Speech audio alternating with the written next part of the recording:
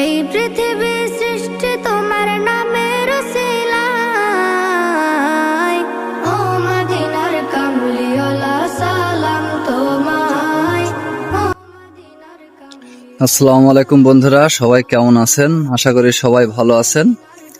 আজকে মূলত যে একটা ভিন্ন রকম একটা অভিজ্ঞতা, সেটা হলো সচরাচর এখন আর দেখা যায় না। তো আজকে যে মই মুরব্বীরা এখানে দেখছি রান্না বাড়া করছে, তো সেখানে আমার কৌতূহলে জাগলো যে আসলে এখানে কিসের রান্না বাড়া করছে। তো আমি একে একে জিজ্ঞেস করবো এসে আজকে কিসের জন্য এখানে রান্না বাড়া করছে। আসসালামু আলাইকুম মামা। ওয়ালাইকুম আসসালাম। ভালো আছেন মামা? আলহামদুলিল্লাহ। আচ্ছা মামা, আমি দেখছি এখানে খিচুড়ি রান্না করা হচ্ছে, আসলে কিসের জন্য যদি বিস্তারিত বলতেন। আজকে আমাদের প্রিয় নবী হযরত মুহাম্মদ সাল্লাল্লাহু আলাইহি ওয়াসাল্লাম দোজাহানের বাদশা, আজকের এই দিনে পৃথিবীতে ওনার আগমন ঘটেছিল, অর্থাৎ জন্মদিন। সেই জন্মদিন উপলক্ষে যেটাকে বলা হয় ঈদে মিলাদুন নবী, আমরা সেই ঈদে মিলাদুন নবী আমাদের ফ্রেন্ড সার্কেল, আমাদের বন্ধু বান্ধব শুভাকাঙ্ক্ষীরা মিলে আমরা খিচুড়ি রান্না করছি এবং আমরা কিছু মানুষের ভিতরে তাদের সাথে করে নিয়ে আমরা এই খিচুড়ি তবারক খাবো।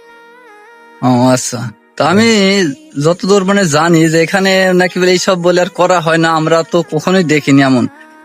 তো আপনাকে তো জিজ্ঞেস করি যে মামা, আসলে এটা কে উদ্যোগ নিল বা কিভাবে এটা আয়োজন হলো? আসসালামু আলাইকুম ওয়া রাহমাতুল্লাহি ওয়া বারাকাতুহু। নাহমাদুহু ওয়া নুসাল্লি আলা রাসূলিহিল কারীম, আম্মা বাদ।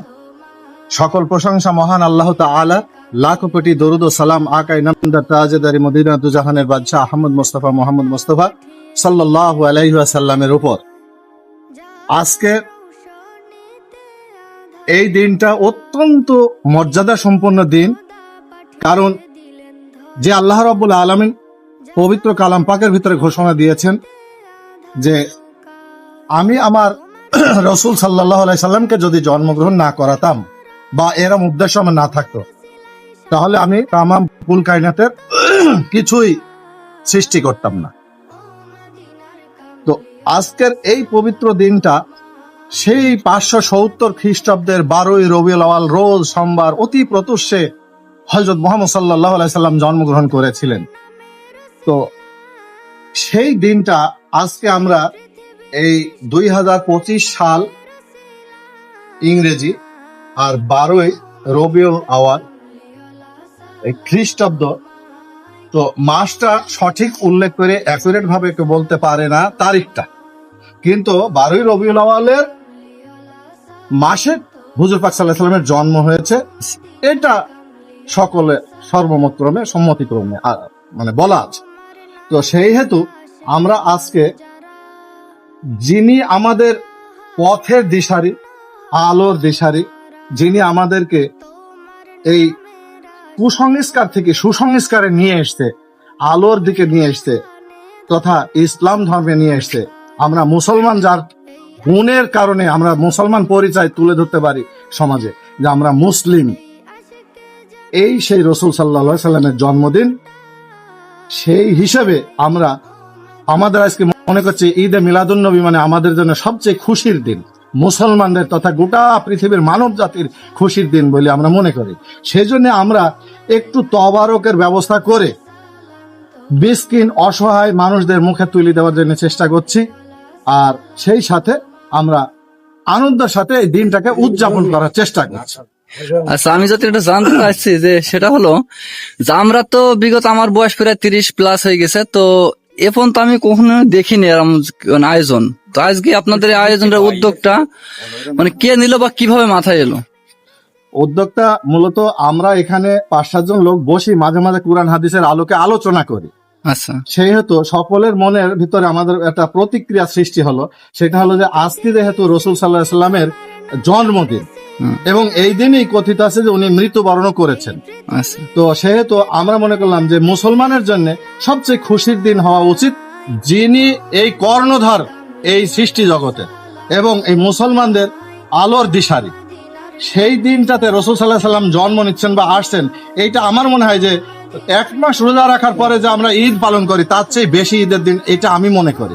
সেহেতু আমরা আলোচনা করে বললাম যে আজকে যদি আমরা ঈদে মিলাদুন নবী উদযাপন করি তা আমাদের মনে হয় খুব ভালো হয়। তো সকলে সম্মতি দিল যে হ্যাঁ, এটা খুবই সুন্দর জিনিস করা যায়। রসুল সাল্লাল্লাহু আলাইহি সাল্লাম কিভাবে আসলেন, আমাদের কিভাবে কোরআনের দিকে নিয়ে গেলেন, কিভাবে পথের দিশা দিলেন, আলোর দিশা দিলেন, আমরা এই বিষয়টা বুঝবো, শুনবো, জানবো। রসুলের জন্ম বৃত্তান্ত সম্পর্কে এবং মৃত্যু সম্পর্কে আমরা আলোচনা করব।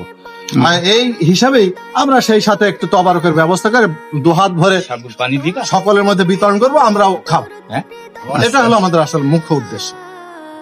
যাক, আলহামদুলিল্লাহ। তো এখানে তো সবাই এই যে আয়োজিত মানে যে লোকগুলা সবাই এখানে আয়োজন করছে, তাই তো? হ্যাঁ, আমরা সকলে মিলে।